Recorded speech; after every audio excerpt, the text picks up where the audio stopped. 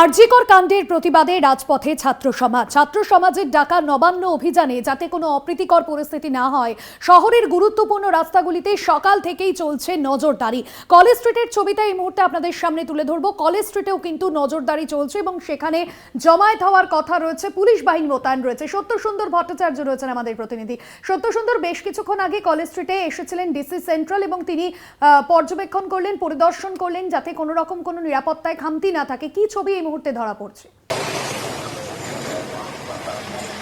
দেখো, পশ্চিমবঙ্গ ছাত্র সমাজের ডাকে যে নবান্ন অভিযান, সেই নবান্ন অভিযানের যে পয়েন্ট থেকে তারা নবান্ন অভিযান করবে বলে তাদের কর্মসূচি ঠিক করেছে, তার মধ্যে কিন্তু কলেজ স্কোয়ার রয়েছে। সকাল থেকেই আমরা দেখেছি যে কলেজ স্কোয়ারে পর্যাপ্ত নিরাপত্তা রাখা হয়েছে। একদম কলেজ স্ট্রিট হয়ে হাওড়ামুখী যে রাস্তা, এই মুহূর্তে যান চলাচল স্বাভাবিক রয়েছে। কিছুক্ষণ আগে ডিসি সেন্ট্রাল এসেছিলেন, তিনি নিজে এসে সরেজমিনে খতিয়ে দেখে গিয়েছেন সিকিউরিটি অ্যারেঞ্জমেন্ট যাতে যথাযথ থাকে।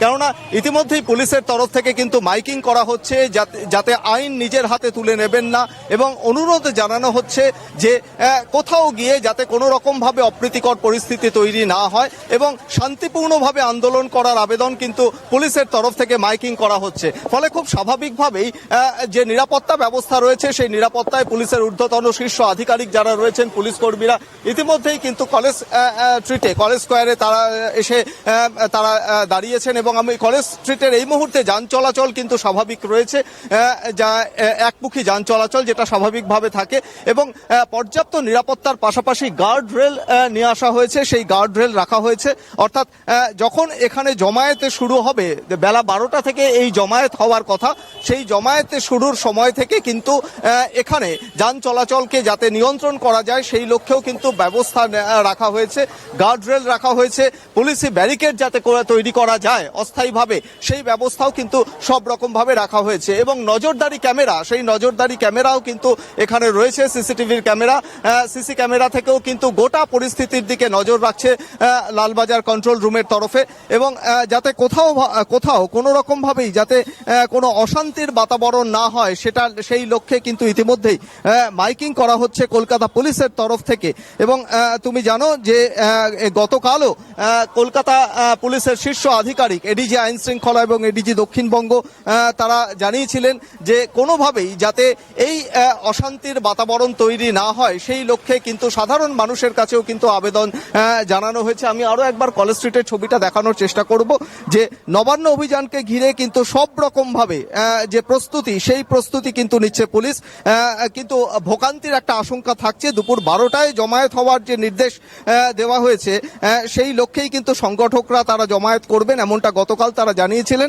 এবং যেটা এই মুহূর্তে জানা যাচ্ছে যে নবান্ন অভিযানকে ঘিরে সংগঠকদের তরফে কিন্তু কলকাতা পুলিশের কোনো রকম ভাবে কোনো অনুমতি নেওয়া হয়নি। শুধুমাত্র একটি মেল করা হয়েছিল এবং সেই মেলে জানানো হয়েছিল যে তারা এই কর্মসূচি নিয়েছেন, কিন্তু সেই কর্মসূচি নেওয়ার আগে নির্দিষ্ট যে রুট, সেই রুট কিন্তু জানানো হয়েছে, এবং সেই রুটের পাশাপাশি আমরা দেখতে পেয়েছি যে কোথায় কিভাবে কত সংখ্যক জমায়েত হবে সেই সম্পর্কেও কিন্তু তথ্য, এখনো পর্যন্ত কোনো তথ্য লালবাজারে জানানো হয়নি। খুব নিশ্চিতভাবেই বলা যায় যে এখনো পর্যন্ত যে সিকিউরিটি অ্যারেঞ্জমেন্ট রয়েছে কলেজ স্ট্রিটে, সেই সিকিউরিটি অ্যারেঞ্জমেন্ট কিন্তু পর্যাপ্ত রয়েছে। আমরা দেখছি লাঠিধারী পুলিশ যেরকম রয়েছে, কাঁদানে গ্যাসের সেল রাখা হয়েছে, অর্থাৎ কোনোভাবেই যদি কোনো রকম ভাবে অপ্রীতিকর অবস্থা তৈরি হয় সেটা মোকাবিলায় কিন্তু পুলিশের ব্যবস্থা রয়েছে।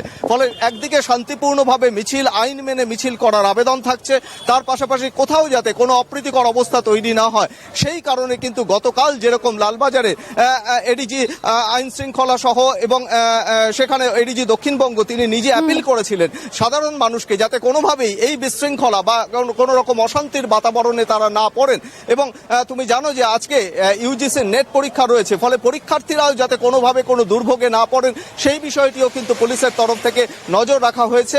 একেবারে যাতে শান্তিপূর্ণ পরিবেশ থাকে সেই লক্ষ্যে যারা আন্দোলনকারী রয়েছেন, যারা নবান্ন অভিযানের ডাক দিয়েছেন, তারাও যাতে সেই শান্তিপূর্ণ অবস্থা, তাদের যে মিছিল সেটা তারা যাতে রক্ষা করেন সেটাও কিন্তু মাইকিংয়ে জানানো হচ্ছে।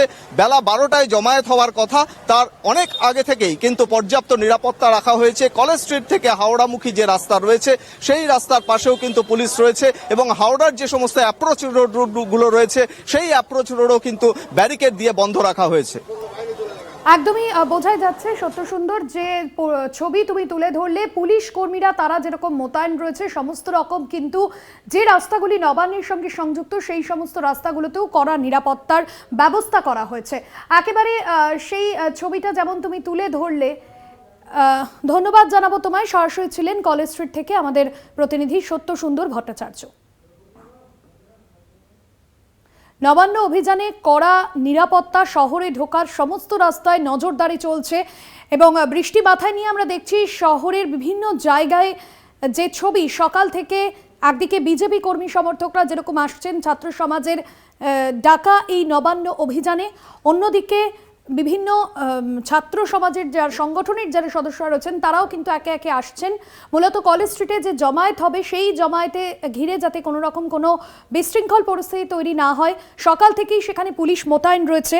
অন্যদিকে নিরাপত্তা দেখভালের জন্য কিন্তু আইজি পদমর্যাদার পুলিশ আধিকারিক ছাড়াও ডিআইজি ও এসপি পদমর্যাদার পুলিশ আধিকারিকরা রয়েছেন। 2000-এরও বেশি পুলিশ কর্মীকে রাস্তায় নামানো হয়েছে। হাওড়া ছাড়াও কলকাতা সহ বিভিন্ন কমিশনারেটের পুলিশ কর্মীরাও থাকছেন নিরাপত্তার দায়িত্বে।